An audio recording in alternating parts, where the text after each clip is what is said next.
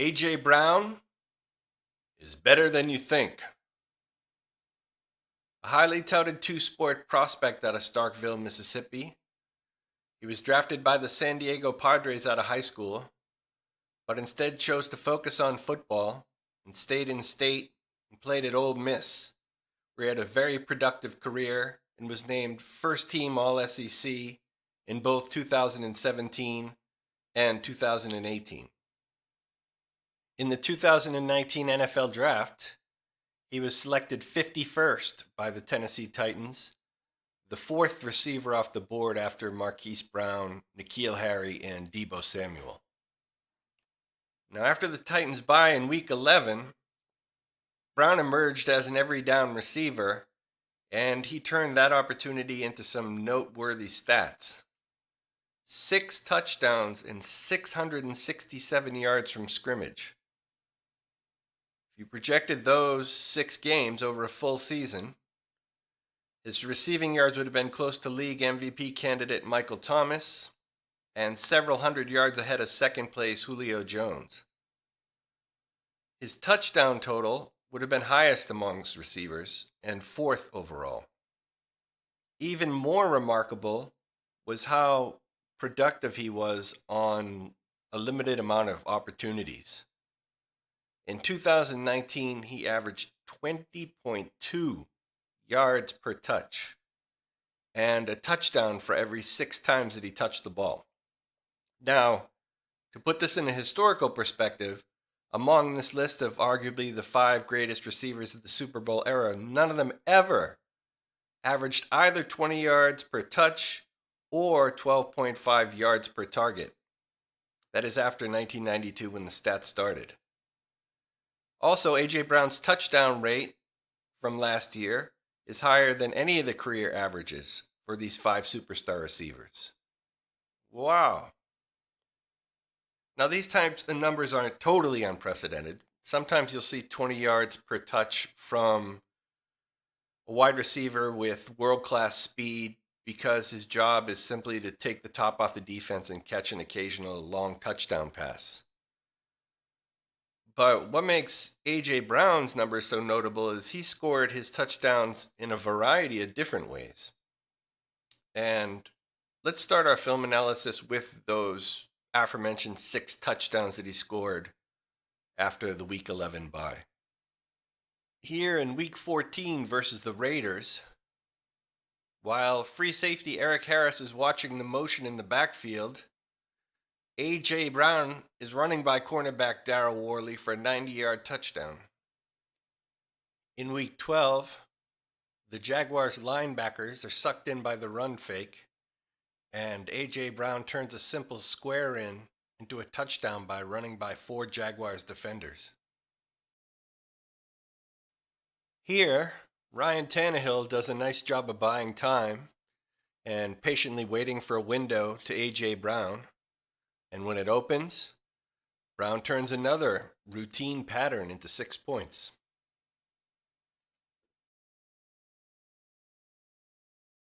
This end around in Week 16 versus the Saints looks promising. Freeze it. But then, one sharp cut, he runs straight through an arm tackle, and A.J. Brown is gone.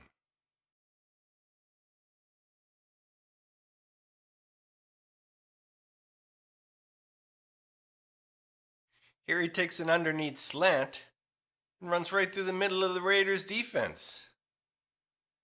How many receivers in the NFL can make this play? A.J. Brown is very effective in positioning his body. Here, when he breaks free of Bradley Roby, he takes an angle that shields the ball from the defender. The best Roby can hope for here is probably a reach-around breakup. But he fully extends his arms, which is also fundamentally solid, and it's a TD.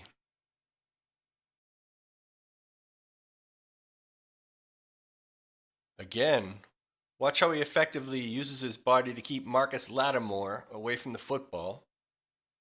And then at the last instant, bends his route towards the sideline to secure the catch.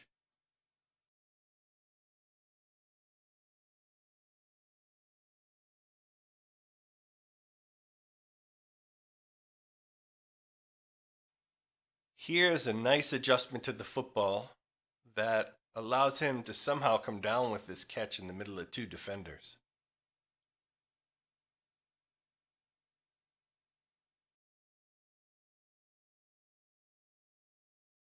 Here he exhibits both great hands and body control as he somehow reaches back to snare this ball thrown well behind him and then gracefully pivots to add some yards after the catch. Man, A.J. Brown has vices for hands, and they allow him to secure the ball and instantly become a runner.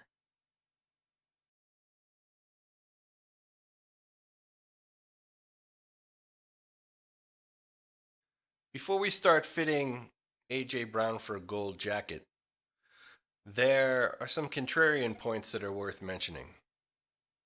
First of all, the Titans' passing stats from 2019 have to be viewed with a bit of skepticism. Ryan Tannehill's stat lines from his days as a Dolphin are extremely consistent. And if we compare them to his 2019 season with the Titans on an apples to apples basis, we have to view this as an extreme outlier season. Very highly improbable statistically. Now, one possible explanation for some of this improvement is the extreme success of the running game after the bye week when A.J. Brown became a full-time starter. Look at Derrick Henry's rushing lines from that period, including the two epic 30-carry performances in the playoffs, where they knocked off the defending champions and the NFL's best team during the regular season, both on the road. In that period, the running game opened up some wide open throwing opportunities that arguably wouldn't have been there otherwise. 11 defenders within 8 yards of the line of scrimmage, no safety help, and 90 yards of green behind him make for a difficult assignment for Jonathan Joseph against A.J. Brown. Here is A.J. Brown's kryptonite. He has a very difficult time getting open at times, especially when the opposition is focusing on him. In Week 16, star corner Marcus Lattimore followed him all over the field, usually with a safety to bracket him. Here's my personal take on A.J. Brown's route running. Yeah, he probably does a nice job running the drawings as they're laid out in the playbook, but there's very little deception. Stops and starts, hesitations, body part fakes, very sharp cuts, all the kind of stuff that gets you open. It's almost like his pass patterns are just a way to get from point A to point B. And as a result, sometimes it feels like the best defenses and defenders can predict where he's about to go with a fairly high degree of confidence. Here, J.C. Jackson is willing to leave the deep area outside the numbers completely uncovered and even turns his back. And then the linebacker runs right into his pattern. What did they see to defend this so perfectly? Here, against the Ravens, Jimmy Smith couldn't have covered this any closer if you'd told him the route that A.J. Brown was going to run in advance of the play. By now, it should be abundantly clear to A.J. Brown that he won't be able to get open at the NFL level by athletic ability alone. Personally, I have confidence that he'll figure it all out and improve his route running out of necessity because he has a lot of the tools that he can use effectively in this pursuit, including those which make him a great open field runner. Excellent cutting ability, spatial awareness, and unusual strength. All of those should be helpful in getting him open.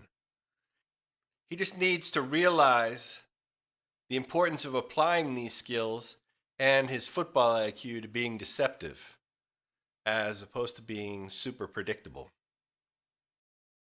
Okay, projections.